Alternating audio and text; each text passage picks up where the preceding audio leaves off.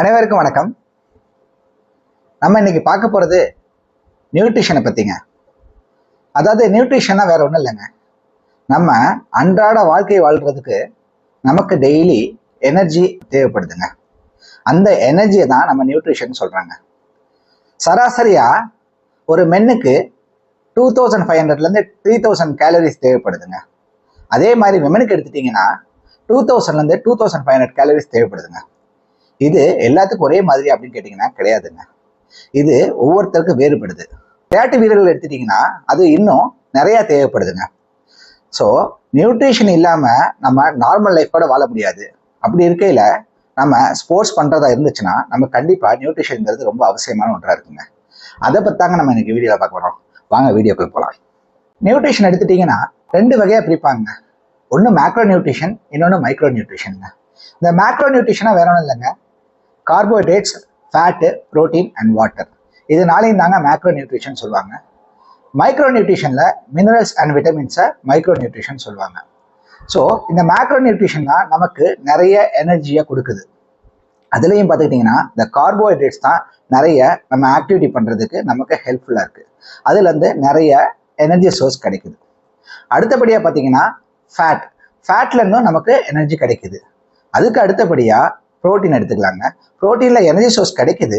அது இல்லாமல் நம்ம நிறைய விளையாண்டதுக்கு அப்புறம் நம்ம மசில் ஃபைபர்ஸ் எல்லாம் ரிப்பேர் பண்ணுறதுக்கும் பாடி பில்ட் ஆகிறதுக்கும் அடுத்து க்ரோத் ஆகிறதுக்கும் அது ஹெல்ப்ஃபுல்லாக இருக்குங்க.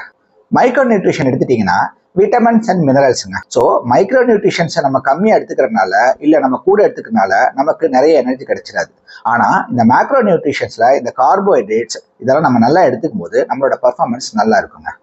நம்ம பாடிக்கு கார்போஹைட்ரேட்ஸ் 45%லேருந்து 65% வரையும் தேவைப்படுதுங்க. புரோட்டீன் எடுத்துக்கிட்டிங்கன்னா நமக்கு 20 to 30% தேவைப்படுதுங்க. அதே ஃபேட் எடுத்துக்கிட்டிங்கன்னா 25%லேருந்து 35% வரையும் தேவைப்படுதுங்க. காம்படிஷனுக்கு முன்னாடி ஒரு 4 hours பிஃபோர் நம்ம இந்த மாதிரி கார்போஹைட்ரேட்ஸ் ரிச் ஃபுட்டை எடுத்துக்கலாங்க. அப்போ தான் நமக்கு டைஜஸ்ட் ஆகி நமக்கு ப்ராப்பராக எனர்ஜி கிடைக்குங்க. அந்த நேரத்தில் கார்போஹைட்ரேட்ஸ் மட்டும் தான் எடுத்துக்கலாமா அப்படின்னா கிடையாதுங்க. நம்ம ஃபேட்டான ஃபுட்டை கொஞ்சம் கம்மியாக எடுத்துக்கணுங்க. ஏன்னா அது கொஞ்சம் டைஜஸ்ட் ஆகிறதுக்கு கொஞ்சம் லேட் ஆகும்.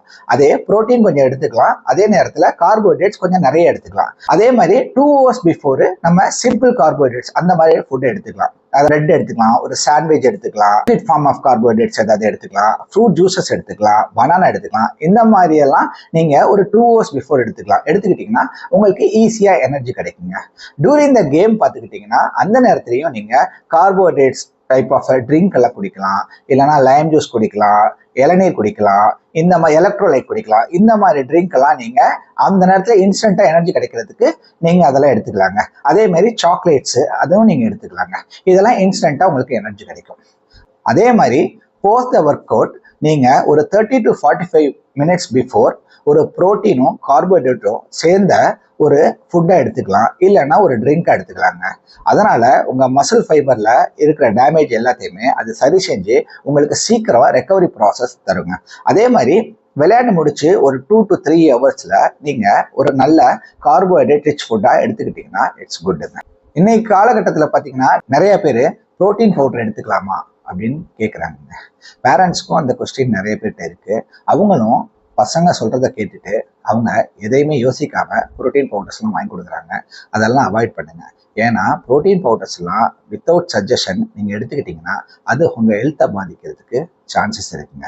அதாவது மற்ற விஷயம்லாம் பரவாயில்ல, இது ஹெல்த் சம்மந்தமான ஒரு விஷயம் அப்படிங்கிறது உங்களுக்கே தெரியும்.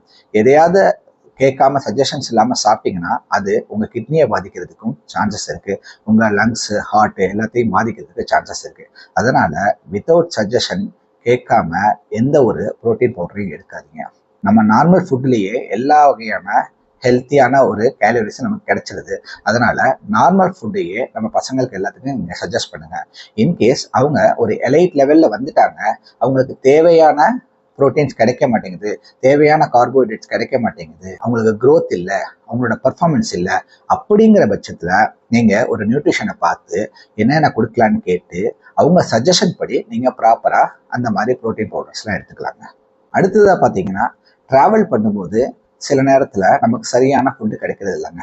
இப்போ டோர்னமெண்ட்ஸ் போனீங்கன்னா சில ஊரில் நமக்கு தேவையான ப்ரோட்டீன் கிடைக்காது. அந்த மாதிரி டைமில் நீங்கள் விஷயங்களை கேரி பண்ணி கொண்டு போனீங்கன்னா பெட்டராக இருக்குங்க.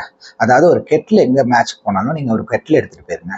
நீங்கள் அங்கே எல்லா இடத்துலையுமே உங்களுக்கு எக்கு கிடைக்கும். எக்கை நீங்கள் நல்லா அவிச்சு மார்னிங்கில் அவங்களுக்கு கொடுக்கலாம். ஸோ அது மூலமாக அவங்களுக்கு ப்ரோட்டீன்ஸ் கிடைச்சிடும். அப்படி இல்லைனாலும் யோகட்டு, பட்டரு, ஜாமு, பீனட் பட்டர்ஸு இந்த மாதிரி விஷயங்கள்லாம் நீங்கள் கேரி பண்ணி கொண்டு போனீங்க அப்படின்னா அது அந்த டோர்னமெண்ட் டைமில் உங்களுக்கு ஹெல்ப்ஃபுல்லாக இருக்கும். ஏன்னா சில நேரத்தில் இயர்லி மார்னிங் கடை திறக்க மாட்டாங்க. சில ஊரில் பக்கத்தில் கடை இல்லாமல் கூட இருக்கலாம், கொஞ்சம் தள்ளி போகிற மாதிரி இருக்கலாம், இல்லை ஏதாவது ஒரு ஸ்ட்ரைக் நடந்தலாம் திடீர்னு. அந்த மாதிரி நேரங்களில் உங்களுக்கு இந்த மாதிரி எடுத்துகிட்டு போனீங்கன்னா அது ரொம்ப ஹெல்ப்ஃபுல்லாக இருக்கும். படிப்பை பற்றி நம்ம ஜென்ரலாக எல்லாத்துலேயும் கேட்டு தெரிஞ்சுக்கலாம். ஆனால் விளையாட்டு எடுத்துக்கிட்டிங்கன்னா டெக்னிக்கல் பர்சன்ட்டை மட்டும்தான் கேட்டு தெரிஞ்சுக்க முடியும். ஸோ உங்களுக்கு அப்படி ஏதாவது சந்தேகங்கள் இருந்தால் பக்கத்தில் ஏதாவது டெக்னிக்கல் பர்சன்ஸ் இருந்தால் அவங்கள்ட்ட கேட்டு தெரிஞ்சுக்கிட்டு எந்த விஷயமா இருந்தாலும் பண்ணுங்க. ஏன்னா ஸ்போர்ட்ஸில் நீங்கள் தப்பாக ஏதாவது பண்ணிட்டீங்கன்னா உங்களோட ஹெல்த் பாதிக்கப்படும். அதனால உங்களுடைய ஃபியூச்சர் கேரியரே ஸ்பாயில் ஆகிறதுக்கு சான்சஸ் இருக்குது. அதனால தான் இந்த அவேர்னஸ் வீடியோங்க. ஸோ பிடிச்சிருந்துச்சுன்னா சப்ஸ்கிரைப் பண்ணுங்கள், லைக் பண்ணுங்கள், எல்லாத்துக்கும் ஷேர் பண்ணுங்கள். அடுத்த இணைப்பில் இறைகளுடன் உங்களை இணைக்கும் வரை விடைபெறுவது உங்கள் ரஜினிகாந்த். நன்றி, வணக்கம்.